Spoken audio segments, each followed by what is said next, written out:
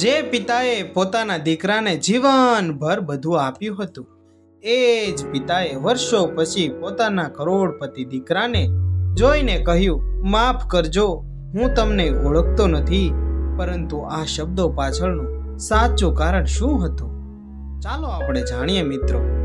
જે દીકરાને પિતાએ વારસામાં કંઈ ન આપ્યું, તેમણે અંતે કરોડોની મિલકત કરતાં પણ મોટું રહસ્ય મેળવ્યું. રાત્રિના લગભગ 11:30 વાગ્યા હતા. શહેરના સૌથી મોટા બિઝનેસ સેન્ટરની છત ઉપર ઉભેલો અર્જુન નીચે ચમકતી લાઈટો જોઈ રહ્યો હતો. આખું શહેર ઊંઘતું નહોતું. હજારો લોકો પોતાની જિંદગી માટે દોડી રહ્યા હતા. કોઈ પૈસા પાછળ, કોઈ નામ પાછળ અને કોઈ પોતાના સપના પાછળ. પરંતુ અર્જુન, તેની પાસે પૈસા હતા, નામ હતું, મોટી કંપની હતી, સુંદર બંગલો પણ હતો, મોંઘી કાર હતી, પણ તેની પાછળ એક એવી વસ્તુ નહોતી જે છેલ્લા 15 વર્ષ શોધી રહ્યો હતો. તે હતું પોતાના પિતાનો જવાબ. તેના હાથમાં એક જૂનું પીળું પડેલું કવર હતું. કવર પર માત્ર એટલું જ લખેલું હતું, અર્જુન માટે. પરંતુ આ પત્ર ત્યારે જ ખોલજે જ્યારે તેને લાગે કે તેના પિતાએ તેને ક્યારેય પ્રેમ જ કર્યો ન હતો. અર્જુનને પત્ર ખોલ્યો. પહેલી જ લાઈન વાંચતા તેના હાથ રૂજવા લાગ્યા. બેટા અર્જુન, જો તું આ પત્ર વાંચી રહ્યો છે તો કદાચ તારા મનમાં હજુ પણ એક જ પ્રશ્ન હશે કે મેં તને મારી જિંદગીમાંથી કેમ કાઢી મૂક્યો? અર્જુનની આંખો પત્ર પર અટકી ગઈ. પછીની લાઈન હતી, પરંતુ સત્ય એ છે કે જે દિવસે મેં તને ઘરેથી કાઢ્યો હતો ને, તે દિવસે હું તારો દુશ્મન બન્યો. દુશ્મન નહોતો બન્યો બેટા, હું તને બચાવવાનો પ્રયત્ન કરી રહ્યો હતો. અર્જુનના શરીરમાંથી જાણે લોહી સુકાઈ ગયું હોય, તેનો ચહેરો બદલાઈ ગયો. બચાવવાનો? તે ધીમેથી બોલ્યો. મારાથી? કોની પાસેથી? આ પ્રશ્નનો જવાબ આગામી 5 પાનામાં હતો, અને એ જવાબ અર્જુનની આખી જિંદગી બદલી નાખવાની હતી.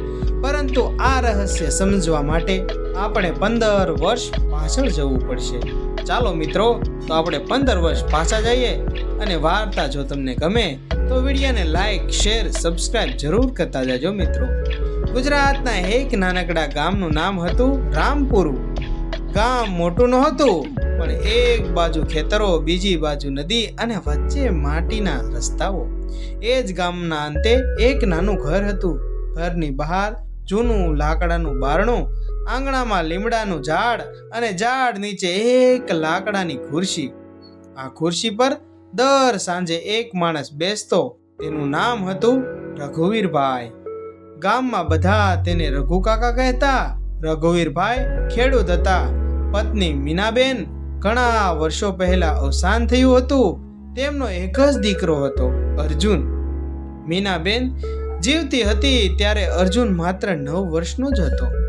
એક દિવસ મીનાબેનને ભારે તાવ આવ્યો. ગામમાં યોગ્ય સારવારની સુવિધા નહોતી.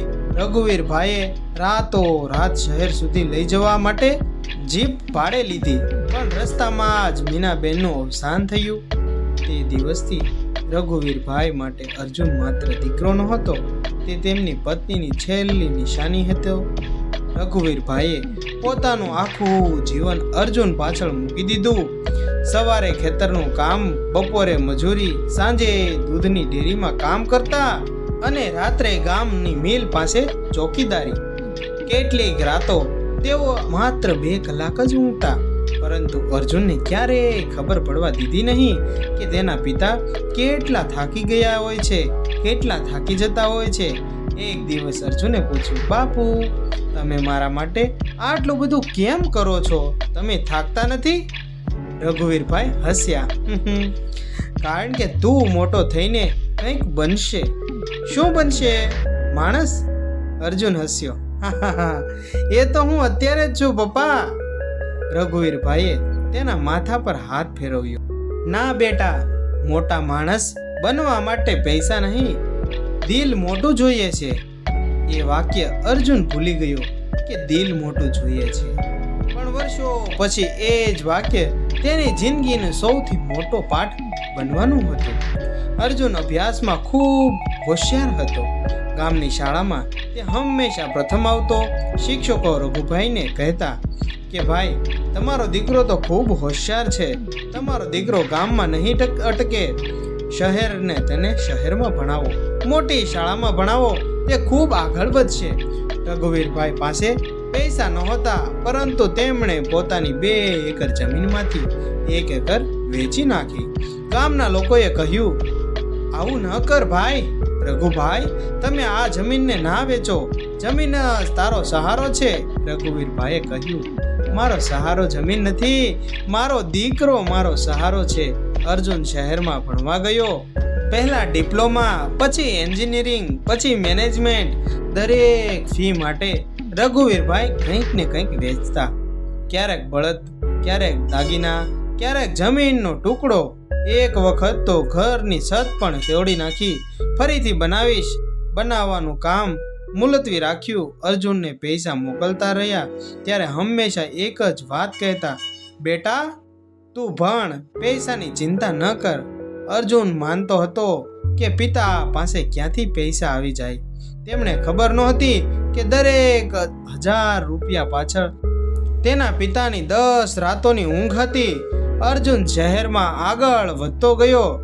તેને સારી કંપનીમાં નોકરી મળી ગઈ. પગાર ગામના માણસ માટે કલ્પના બહારનો હતો.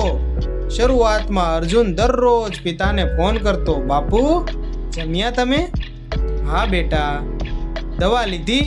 હા, હું આવતા મહિને આવીશ. પરંતુ થોડા મહિનામાં ફોન અઠવાડિયા 1 થયો હતો. અઠવાડિયે 1 વાર ફોન આવતો થયો, પછી મહિને 1 વાર, અને પછી બાપુ હમણાં મીટિંગમાં છું, બાપુ પછી વાત કરું, બાપુ બહુ કામ છે. રઘુવીરભાઈ રાહ જોતા, ક્યારેક ફોન આવવામાં રાહ જોતા. સૂઈ જતા. તેની પાસે એક નાની ડાયરી હતી. દરરોજ તેઓ અર્જુનનો ફોન આવ્યો કે નહીં તે લખતા. એક પાનામાં પર લખ્યું હતું, આજે અર્જુનનો ફોન આવ્યો, 5 મિનિટ વાત થઈ, આખો દિવસ ખુશ રહ્યો. બીજા પાના પર, આજે ફોન ન આવ્યો, કદાચ કામ વધારે હશે. પછી, આજે પણ ફોન ન આવ્યો, ભગવાન એને ખુશ રાખશે. રઘુવીરભાઈ ક્યારેય દીકરા માટે ફરિયાદ કરતા ન હતા. એક દિવસ અર્જુનના જીવનમાં મોટી તક આવી. એક આંતરરાષ્ટ્રીય કંપનીએ તેને સિંગાપોરમાં બોલાવવામાં આવ્યો. નોકરી ઓફર કરી. પગાર ઘણો મોટો હતો. અર્જુને પિતાને ફોન કર્યો, બાપુ મારી પસંદગીની થઈ ગઈ છે. ક્યાં? સિંગાપોર. થોડા સેકન્ડ મૌન રહ્યા. પછી રઘુવીરભાઈ બોલ્યા, ખૂબ આગળ વધજે બેટા. તમે ખુશ નથી પપ્પા? ખુશ છું. તો અવાજમાં ખુશી કેમ નથી? રઘુવીરભાઈ હસ્યા. માતા હોય તો કદાચ તારી સાથે એરપોર્ટ સુધી આવે. હું તો ગામનો માણસ છું. અર્જુન બોલ્યો, તમે આવશો? હા, મારી ફ્લાઇટ અમદાવાદથી છે. રઘુવીરભાઈએ પહેલી વાર નવો સફેદ કુર્તો ખરીદ્યો. એરપોર્ટ જવાનો 1 દિવસ પહેલા તેમણે આખું ઘર સાફ કર્યું. પત્નીના ફોટા સામે દીવો કર્યો અને ધીમેથી કહ્યું, મીના, આપણો દીકરો બહુ મોટો થઈ ગયો છે. અમદાવાદ એરપોર્ટ પર અર્જુન અને રઘુવીરભાઈ પહોંચ્યા. અર્જુન ફોનમાં વ્યસ્ત હતો. રઘુવીરભાઈ આસપાસ જોઈ રહ્યા હતા. એટલી મોટી ઇમારત તેમણે ક્યારેય જોઈ નહોતી. અર્જુને કહ્યું, બાપુ તમે અહીં બેસો, હું થોડું કામ પતાવીને આવું છું. હું અહીં જ છું. રઘુવીરભાઈ બેઠા. અડધો કલાક ગયો. 1 કલાક, 2 કલાક, 3 કલાક. રઘુવીરભાઈ ઊભા થઈને અર્જુનને શોધવા લાગ્યા. તેમણે ફોન કર્યો. ફોન બંધ હતો. એમણે સુરક્ષા કર્મીને પૂછ્યું. કોઈને ખબર નહોતી. અંતે એક કર્મચારીએ તપાસ કરી. કાકા, તમે અર્જુનભાઈ સાથે આવ્યા હતા ને? હા. તમને કેમ ખબર? તેમની ફ્લાઇટ 4 કલાક પહેલા જ નીકળી ગઈ છે. રઘુવીરભાઈની આંખો ખાલી થઈ ગઈ. પણ હું? કર્મચારી મૌન રહ્યો. રઘુવીરભાઈએ ફરી પૂછ્યું, મને લીધા વગર જ જતો રહ્યો? જવાબ નહોતો. તે રાત્રે તેઓ એરપોર્ટની બહાર એક બેન્ચ પર બેઠા રહ્યા. તેમની આંખોમાંથી આંસુ પણ નહોતા. માત્ર એક જ પ્રશ્ન હતો, મેં ક્યાં ભૂલ કરી? મારાથી શું ભૂલ થઈ ગઈ? મારો દીકરો મને આમ એકલા મૂકીને ના જઈ શકે. શું થયું હશે? પરંતુ અર્જુન સિંગાપુર પહોંચ્યો. પ્રથમ વર્ષમાં બધું સારું રહ્યું. પૈસા, કાર, ફ્લેટ, મોટી કંપની, નવા મિત્રો. તેના જીવનમાં પિતાની જગ્યા ધીમે ધીમે નાની થતી ગઈ. રઘુવીરભાઈએ ક્યારેય તેને પાછો બોલાવ્યો જ નહીં. તેમણે કોઈ ફરિયાદ કરી નહીં. પરંતુ ગામમાં બધા જાણતા હતા કે રઘુ કાકા દર વર્ષે દીકરાના જન્મદિવસે એક નાનો દીવો પ્રગટાવતા. 15 વર્ષ સુધી એક પણ જન્મદિવસ ચૂક્યા નહીં. દર વર્ષે તેઓ એક જ વાત કહેતા, ભગવાન, મારા દીકરા જ્યાં હોય ત્યાં ખુશ રહે.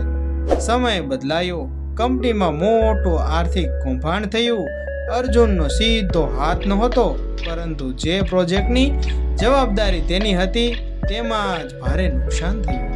કંપનીએ તેને નોકરીમાંથી કાઢી મૂક્યો. થોડા મહિનાઓ તેની બચત ખતમ થઈ ગઈ. બેંક લોન વધી ગઈ.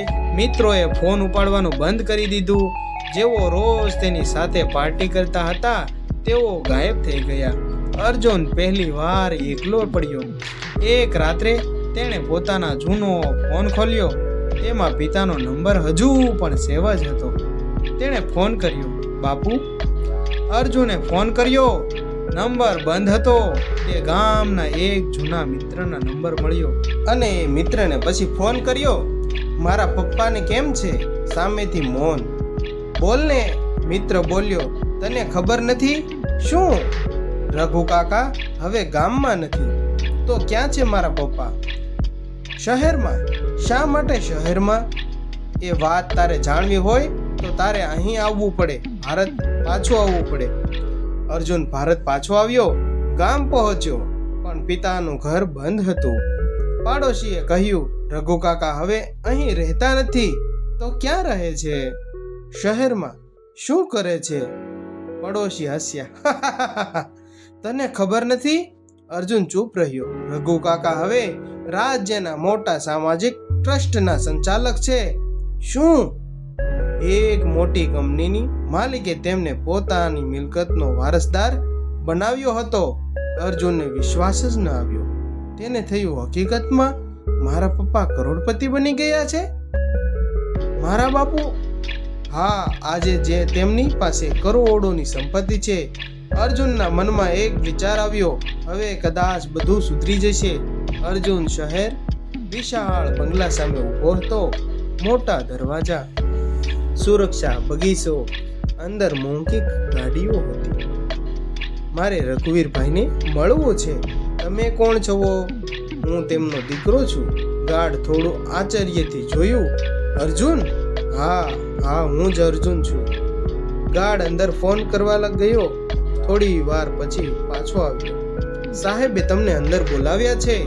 અર્જુનના હૃદયના ધબકારા વધી ગયા. તે અંદર ગયો. વિશાળ હોલના અંતે રઘુવીરભાઈ બેઠા હતા. વાળ સફેદ થઈ ગયા હતા. ચહેરા પર ઉંમરની રેખાઓ હતી, પરંતુ આંખો હજુ એવીની એવી જ હતી. અર્જુન દોડી ગયો. બાપુ!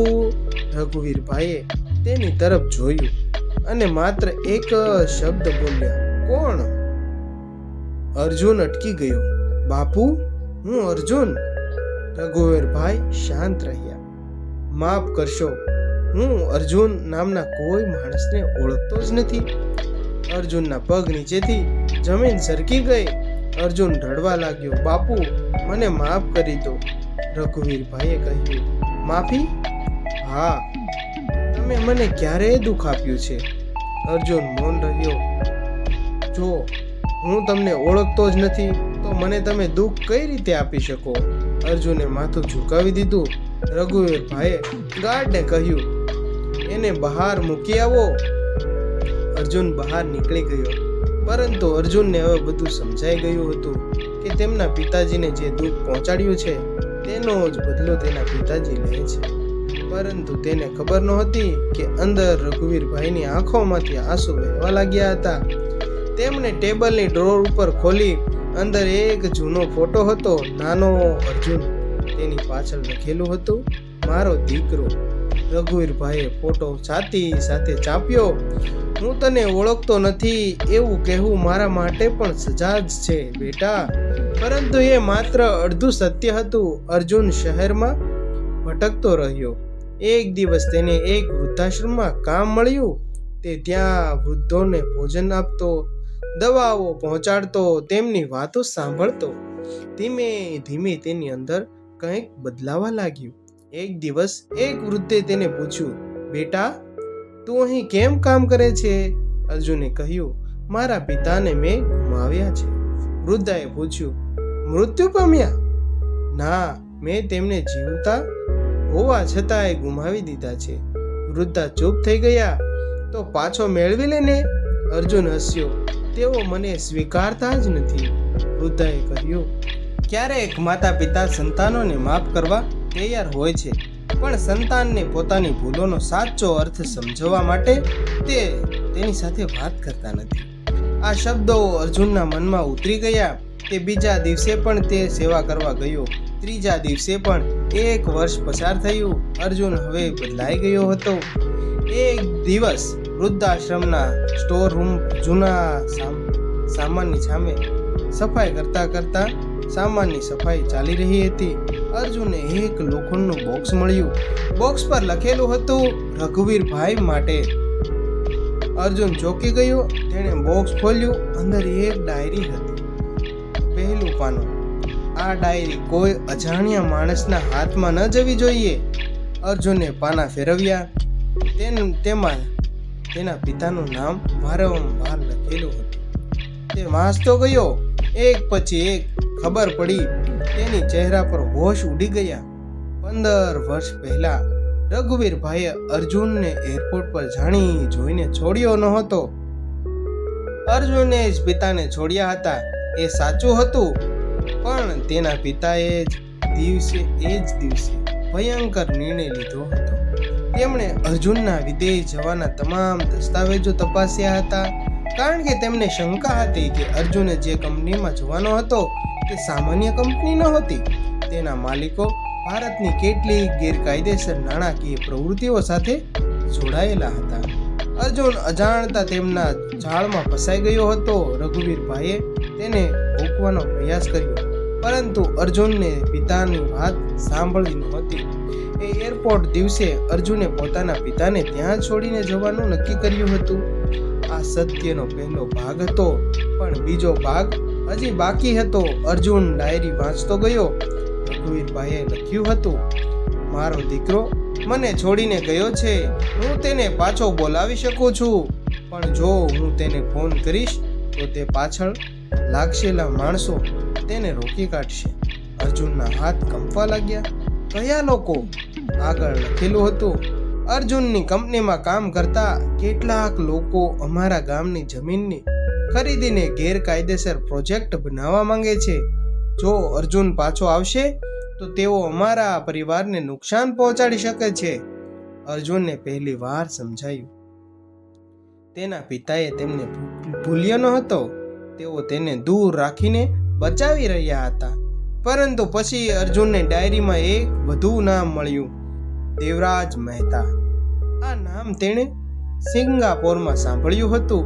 તે જ વ્યક્તિ કંપનીનો એક મોટો ભાગીદાર હતો, અને તે જ વ્યક્તિ પાછળથી અર્જુનની કંપનીમાં કૌભાંડમાં ફસાયો હતો. અર્જુનને સમજાયું કે તેની જિંદગીની 2 અલગ ઘટનાઓ એક જ વ્યક્તિ સાથે જોડાયેલી હતી. અર્જુન તરત રઘુવીરભાઈની પાસે ગયો. બાપુ, મને બધું ખબર પડી ગઈ છે. રઘુવીરભાઈએ કોઈ જવાબ આપ્યો નહીં. તમે મને બચાવવા માટે દૂર રાખ્યો હતો ને? રઘુવીરભાઈની આંખોમાં પાણી આવી ગયું. હા બેટા, તો તમે મને કહ્યું કેમ નહીં? કારણ કે તું ત્યાં મને માનતો નહોતો, પણ તમે મને શોધી શકતા નહોતા. તો શોધ્યો કેમ નહીં? રઘુવીરભાઈએ ધીમેથી કહ્યું, કારણ કે તું પાછો આવે એ પહેલા તારે પોતે સમજવું જરૂરી હતું કે દુનિયામાં તારો સાચો માણસ કોણ છે. અર્જુન રડી પડ્યો. બાપુ, તમે મને એટલા વર્ષો સુધી કેમ સજા આપી? રઘુવીરભાઈએ કહ્યું, હું તને સજા આપતો નહોતો તો હું તારી રાહ જોતો હતો. રઘુવીરભાઈએ અર્જુનને એક રૂમમાં લઈ ગયા. દિવાલ પર 15 વર્ષના ફોટા હતા. અર્જુનના દરેક જન્મદિવસના, અર્જુનની ડિગ્રીઓ, ફોટાઓ, એક પ્રથમ નોકરીનો ફોટો, વિદેશ જતી ફ્લાઇટનો ફોટો. અર્જુન ચોંકી ગયો. આ બધું તમે રાખ્યું હતું? હા બેટા, મારી દરેક ખબર તમને હતી. હા. તમે ક્યારેય સંપર્ક કર્યો નહીં? ના. શા માટે? તમે મારો સંપર્ક કેમ ના કર્યો પપ્પા? રઘુવીરભાઈએ એક કાગળ તેની સામે મૂક્યો. તેમાં લખેલું હતું, જો અર્જુન પોતાના સ્વાર્થથી પાછો ફરશે તો તમે સંપત્તિ ન આપવી. જો તે પોતાની ભૂલ સમજીને પાછો ફરશે તો તેને પરિવાર ન આપવો. આ કાગળ કોણે લખ્યો હતો? રઘુવીરભાઈએ કહ્યું, તારી માતાએ. અર્જુન સ્તબ્ધ થઈ ગયો. મમ્મીએ આ કાગળ તેમના અવસાન પહેલા લખેલો હતો. અર્જુનની આંખમાંથી આંસુ વહેવા લાગ્યા. તે કાગળ છાતી સાથે ચાંપીને જમીન પર બેસી ગયો. તે વિચારવા લાગ્યો. તેમના મમ્મીનું લખાણ જોતો રહ્યો. રઘુવીરભાઈ હવે વૃદ્ધ થઈ ગયા હતા. તેમની તબિયત ખરાબ થતી. એક રાત્રે તેમણે અર્જુનને બોલાવ્યો. બેટા. હા બાપુ, બોલો ને. મારી પાસે તારા માટે મિલકત છે. અર્જુન બોલ્યો, મને કંઈ નથી જોઈએ હવે. રઘુવીરભાઈ હસ્યા. હવે તું સાચો અર્જુન લાગ્યો છે. મારે ફક્ત તને જોઈએ છે. રઘુવીરભાઈએ કહ્યું, મારી મિલકત તારી નથી. અર્જુન આશ્ચર્યમાં પડ્યો. તો કોની છે પપ્પા? એ લોકોની જેઓને પોતાના માતા પિતાએ છોડી દીધા છે. અર્જુન સમજી ગયો. પિતાએ પોતાની સંપત્તિનો મોટો ભાગ વૃદ્ધાશ્રમ માટે આપવાનો નિર્ણય કર્યો હતો. અને મારા માટે, તારા માટે એક વસ્તુ છે. શું? રઘુવીરભાઈએ એક જૂની લાકડાની ખુરશી બતાવી. આ ખુરશી. અર્જુન હસ્યો અને રડ્યો. બાપુ, મને કરોડો નથી જોઈએ. આ ખુરશી મારા માટે દુનિયાની સૌથી મોટી મિલકત છે. પરંતુ વાર્તાનો અંત હજી આવ્યો નહોતો. રઘુવીરભાઈના મૃત્યુના થોડા દિવસ પહેલા એક વ્યક્તિ બંગલામાં આવ્યો. તે હતો દેવરાજ મહેતા. અર્જુને તેને જોઈને ચોંકી ગયો. દેવરાજે કહ્યું, તારે સત્ય જાણવું છે ને? કહ્યું, તારા પિતાની સંપત્તિ પાછળનું સત્ય. દેવરાજે ખુલાસો કર્યો કે વર્ષો પહેલા રઘુવીરભાઈને જે ઉદ્યોગપતિએ સંપત્તિ આપી હતી તે સામાન્ય દાન નહોતું. તે વ્યક્તિએ ગેરકાયદેસર રીતે જમીન ખરીદવાનો વિરોધ કર્યો હતો. રઘુવીરભાઈએ ગામના ખેડૂતોને બચાવવા માટે કાયદેસર લડાઈ લડી હતી અને આખરે તેમની ઈમાનદારીથી પ્રભાવિત થઈને ઉદ્યોગપતિએ પોતાના સંપત્તિનો મોટો હિસ્સો ખેડૂતો અને વૃદ્ધો માટે આપ્યો હતો. દેવરાજે કહ્યું, તારા પિતાએ સંપત્તિ કમાઈ નથી, તો તારા પિતાએ લોકોના વિશ્વાસ કમાયો છે. અર્જુનને પહેલી વાર સમજાયું, કરોડપતિ બનવું મોટું બનવું નથી, લોકોના દિલમાં સ્થાન બનાવવું મોટી વાત છે. એક વહેલી સવારે રઘુવીરભાઈએ અર્જુનને બોલાવ્યો. બેટા. હા બાપુ, મને આજે તારી માં બહુ યાદ આવે છે. અર્જુન પિતાનો હાથ પકડીને બેઠો. બાપુ, હું અહીં જ છું. હા, હવે મને કોઈ ચિંતા જ નથી. તમે મને છોડીને નહીં જાઓ બાપુ, મને તમારી ખૂબ જરૂર છે. રઘુવીરભાઈ હળવું હસ્યા. માણસ શરીરથી જાય છે બેટા, પ્રેમથી નહીં. અર્જુન રડવા લાગ્યો. મને એક વાતનો દુઃખ છે. શું? મેં તમારો વિશ્વાસ તોડ્યો. રઘુવીરભાઈએ તેનો હાથ પકડી લીધો. પણ અંતે તું પાછો તો આવ્યો છો ને બેટા. મારા માટે આ બહુ થયું. મોડો આવ્યો, પરંતુ આવ્યો. થોડા સમય પછી રઘુવીરભાઈની આંખો ધીમે ધીમે બંધ થઈ ગઈ. અર્જુન બૂમ પાડી બેઠો. બાપુ! કોઈ જવાબ જ આપ્યો નહીં. તે પિતાના પગ પાસે પડી ગયો. બાળકની જેમ ફૂટી ફૂટીને રડવા લાગ્યો. 15 વર્ષ પછી તેમણે સમજાયું કે માણસ દુનિયામાં બધું પાછું મેળવી શકે છે, પણ સમય નહીં. રઘુવીરભાઈના અંતિમ વિદાય હજારો લોકો આવ્યા. ગામના ખેડૂત, વૃદ્ધાશ્રમના વૃદ્ધો, ગરીબ બાળકો, મજૂરો, ઉદ્યોગપતિઓ અને લોકો પણ જેઓ ક્યારેય તેમને મદદથી જીવનમાં ઊભા થયા હતા. અર્જુન મંચ પર ઊભો થયો. તેના હાથમાં પિતાની જૂની ડાયરી હતી. તે બોલ્યો, મારા પિતાએ મને પૈસા વારસામાં આપ્યા નથી. લોકો શાંત થઈ ગયા. તેમણે મને એવી વસ્તુ આપી છે જે કરોડો રૂપિયા પણ મોટી છે. થોડા વિરામ પછી તેમણે મને સમજાવ્યું કે માતા પિતાની કિંમત તેની પાસે રહેલી મિલકતથી વધારે છે. તેમની કિંમત તેમના પ્રેમથી થાય છે. હું એક વખત મારા પિતાને છોડીને ગયો હતો. આજે હું મારી આખી જિંદગી એવા વૃદ્ધોને અર્પણ કરવા માંગુ છું જેમને તેમના સંતાનોએ છોડી દીધેલા છે.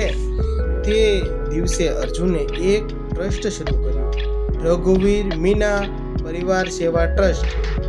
દેશના અલગ અલગ શહેરોમાં વૃદ્ધો માટે આશ્રમ શરૂ થયા, પરંતુ દરેક આશ્રમમાં પ્રવેશ દ્વાર પર એક જ વાક્ય લખવામાં આવ્યું, અહીં કોઈ વૃદ્ધને ક્યારેય એવું નહીં લાગે કે એકલો છે. રઘુવીરભાઈના અવસાનના 6 મહિના પછી અર્જુનને એક કવર મળ્યું. કવર પર લખેલું હતું, આ પત્ર અર્જુનને ત્યારે આપવો જ્યારે તે પોતાના પિતા સાચા અર્થમાં સમજી જાય. અર્જુને પત્ર ખોલ્યો. એમાં લખેલું હતું, બેટા, જો તું વાંચી રહ્યો છે તો કદાચ હું તારી પાસે નથી, પરંતુ એક વાત યાદ રાખજે, જે દિવસે તું મને એરપોર્ટ પર છોડીને ગયો હતો ને, એ જ દિવસે મારું હૃદય તૂટી ગયું હતું. પણ એ દિવસે મેં તને મારા દિલમાંથી કાઢ્યો ન હતો. મેં ફક્ત તારા માટે મારા દરવાજા બંધ કર્યા હતા, કારણ કે હું ઈચ્છતો હતો કે તું એક દિવસ સમજશે. પિતાની સંપત્તિ માંગવી સહેલી છે, પિતાનું દુઃખ સમજવું મુશ્કેલ છે. તું પાછો આવ્યો ત્યારે મેં કહ્યું હતું કે હું તને ઓળખતો નથી. સત્ય એ છે કે હું તને એક ક્ષણ માટે પણ ભૂલ્યો નહોતો. હું ફક્ત એ જાણવા માંગતો હતો કે તું મને મારી સંપત્તિ માટે શોધે છે કે મારા પ્રેમ માટે. અને જ્યારે મેં તને વૃદ્ધાશ્રમના બીજાના માતા પિતાની સેવા કરવા જોયો ત્યારે મને સમજાયું, મારો દીકરો પાછો આવી ગયો છે.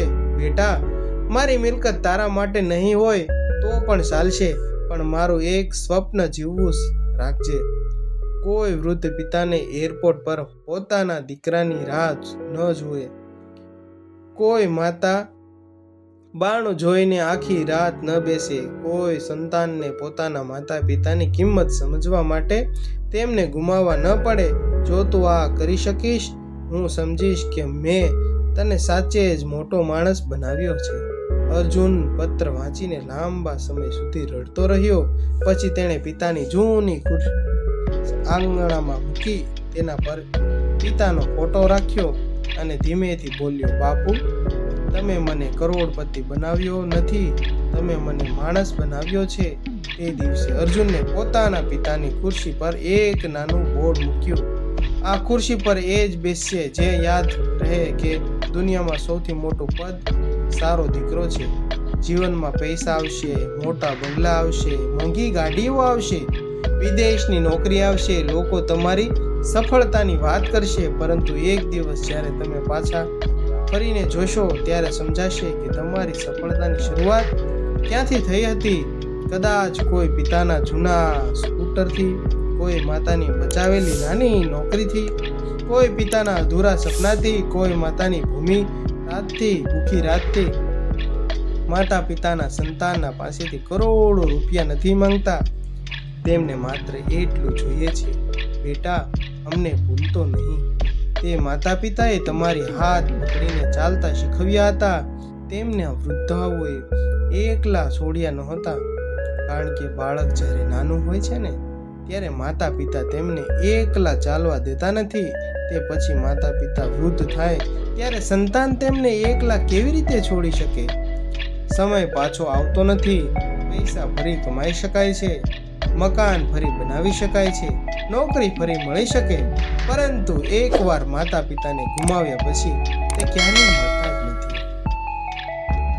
જિંદગી ખાલી રહે છે અને કદાચ એ ખુરશી સામે ઊભા રહીને માણસ માત્ર એક જ વાત કહે છે, કાશ મેં તેમને થોડો સમય વધારે આપ્યો હોત ને. તો એટલે એ જ માતા પિતાને ફોન કરો, તેમની સામે 2 મિનિટ વાત કરો, તમારા માતા પિતાને યાદ કરો, એની સાથે વાત કરો, કારણ કે કદાચ તેમના જીવનમાં તમારી સાથે વાત કરવાનો આ સૌથી કિંમતી સમય હોય છે. એકવાર આ સમય ચાલ્યો જશે પછી તમે માંગશો છતાં પણ નહીં મળે. મિત્રો, આ વિડીયો જો સાંભળવો પસંદ આવ્યો હોય તો વિડીયોને લાઈક કરો, શેર કરો, સબસ્ક્રાઈબ કરો અને તમારા માતા પિતાને અત્યારે જ ફોન કરો અને એની સાથે ફક્ત ને ફક્ત 2-5 મિનિટ વાત જરૂર કરજો. Thank you.